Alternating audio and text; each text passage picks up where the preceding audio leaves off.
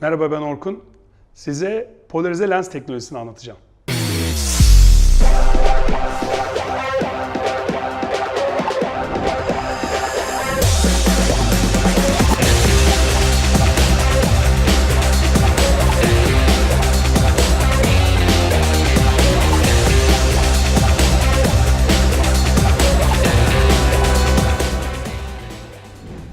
Evet, çok merak edilen konulardan bir tanesi. Yine çok sık sorular geliyor bununla ilgili. İşte polarize lens nedir, ne işe yarar? Bunu anlamak için ilk önce polarize lens aslında birçok insanın tahmin ettiği gibi yeni bir teknoloji değil. Aynı kayaktaki carving hikayesi gibi. Neredeyse 80-90 yıllık bir teknolojiden bahsediyoruz. Ve bulucusu da Edwin Land. Hepimizin bildiği, o zamanında çocukluğumuzdan hatırladığımız Polaroid makineler vardır. Hani basardınız, fotoğraf çekerdi, altından şey çıkardı, fotoğraf anında çıkardı. Polaroid kelimesi, o Polaroid firmanın adı da Polaroid ve polarize lens de zaten isim benzerliğinden çıkartabilirsiniz. Edwin Land'in bir buluşu ve tarihte 1937. Edwin Land 1937'de Polaroid firmasını kuruyor ve laboratuvar çalışmalarında Harvard 1. sınıftan ayrılıyor. Şirketini kuruyor ve polarize filtreyi keşfediyor laboratuvarda. Nasıl keşfettiğine oralara girmeyelim, o biraz daha fizik işi. Benim de çok aklım yetmez, sizinki de yetmez. Bir şekilde biraz da klasik olduğu gibi bilim dünyasında tesadüf eseri keşfediyor. Ve polarize filtrenin yaptığı da şu aslında. Daha düşünün, 1937 yılından bahsediyoruz. Bir şekilde ışık çeşitli açılardan geliyor gözümüze veya herhangi bir noktaya. Fakat çok ışık olan noktalarda ve düz yüzeylerin olduğu yerlerde ışık oradan yansıyor.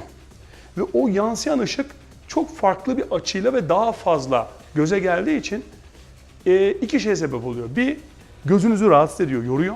İki, diğer görüşü bozuyor. Yani sizin görmeniz gereken faydalı ışığı da bozuyor. Dolayısıyla bir şekilde polarize filtreyi koyduğunuzda, yani bir şekilde bunu yok etmek lazımdan yola çıkıyor Edward Land. Ve ta 1937 yılında bunu başarıyor ve polarize filtreyi keşfediyor. Şimdi tabii bugüne gelindiğinde, yani polarize filtre aslında, daha doğrusu şunu söyleyelim, polarize filtre aslında gözünüze gelen yansımaları, fazla ışığın olduğu veya istemediğiniz fazla ışığın, yansımalar genelde bunlarda.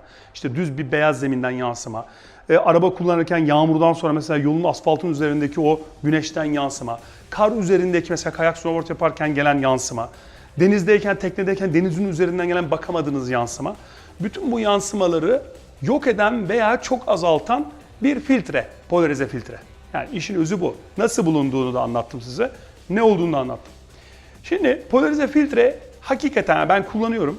Ve ben şimdi her markadan onu söyleyeceğim. Her markanın neredeyse polarize filtresi var. Polarize filtreli gözlüğü var. Polarize olarak satılıyor bunlar. Ray-Ban'de de var. İşte ne bileyim, Polaroid'in kendisinin de var bu arada. Polaroid gözlük de var. Ben genelde Oakley kullanıyorum. Çünkü Oakley'in performans özelliklerine çok inanıyorum. Burada da Oakley'in polarize filtrede şöyle bir farkı var.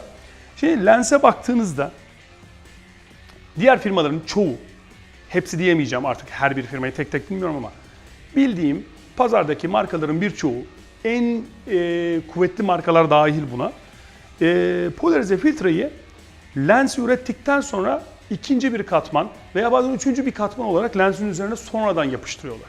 Tabii bu yapıştırma süreci böyle yapıştırıp fabrikalarda yapılıyor, çok yüksek teknolojide yapılıyor ama karşınızda tek anda, tek seferde üretilmiş bir lens yok. Oakley ise polarize filtreyi daha lensi üretirken yerleştiriyor içine. Yani tek bir lens var. Sonradan bir yapıştırma süreci yok.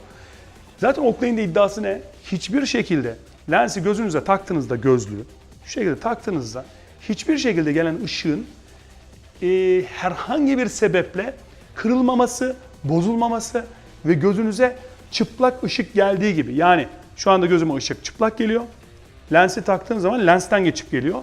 İkisinin arasında hiçbir fark olmaması lazım diyor Oakley. Dolayısıyla da polarize filtreyi sonradan getirip üstüne yapıştırmıyor. Çünkü diyor ki ben bunu sonradan üzerine koyarsam bir şekilde içeriye geçen ışık prizma etkisi görür ve içeride dağılır. O yüzden de buna ekstra bir özen gösteriyor. Ve bugüne kadar kendi sattığımız mağazalarımızda, SPX'lerde satılan başka ürünlerle de ben demo ettiğimde hakikaten Oakley'in, yani başka sattığımız markalarda var. Geçmişte vardı, şu anda pek yok. Hakikaten test ettiğimizde Oakley'in polarizesinin bir farkını çok net olarak gördüm. Bunun en güzel yöntemi mağazalara uğrayıp gözünüze bir polarize gözlük takıp parlayan bir cisme bakmanız. O zaman hakikaten herkesin üzerine suratında böyle bir wow etkisi oluyor. Bunu görüyorum ben. Bende de olmuştu. O yüzden bunu size tavsiye ediyorum. Gidin en güzeli kendiniz bir gözlük takarak, polarize lensle bir Oakley takarak deneyin. Genel olarak polarize lensle ilgili anlatacaklarım bunlar. Başka videolarda görüşmek üzere.